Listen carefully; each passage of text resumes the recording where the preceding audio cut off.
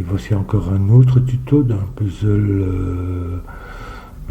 pour un motif utilisant des ensembles, connu sous le nom de Fils-de-Muffel,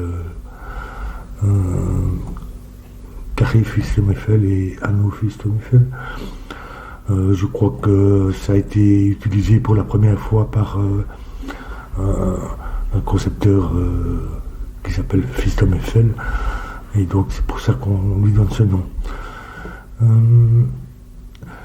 L'idée, c'est donc dans la théorie des ensembles ici, en fait, pour ce type de disposition, chaque fois que vous voyez des choses comme ça, par exemple sur des carrés, ici dans les coins, ou ça pourrait être ici éventuellement, mais généralement c'est plus courant de voir ça dans les coins. Chaque fois que vous voyez quelque chose d'assez contraint là, où le titre du puzzle l'indique, vous avez intérêt à penser en termes de théorie des ensembles, et en particulier ici l'anneau Fils-de-Muffel. Donc, je vais expliquer ici le principe. Ici, on a deux lignes qui contiennent chacune tous les nombres de 1 à 9. Ici aussi, encore 2. Ça nous fait en tout 4. Donc, dans les cases roses, on a 4 fois tous les nombres de 1 à 9. Et maintenant, je vais choisir un autre ensemble de 4 nombres de 1 à 9, c'est 2 colonnes. Je vais les mettre en vert, ça fait 2, et c'est 2 régions, ici, chacune contenant tous les nombres 1 à 9, ça nous fait aussi 4. Donc 2 colonnes et 2 régions. Et donc les cases roses et les cases vertes contiennent exactement les mêmes chiffres, mais elles ont des parties communes ici. Et donc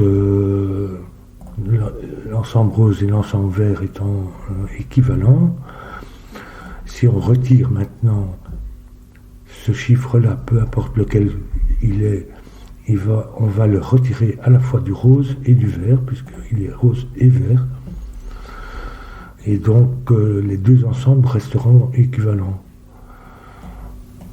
Donc contiendront exactement les mêmes chiffres.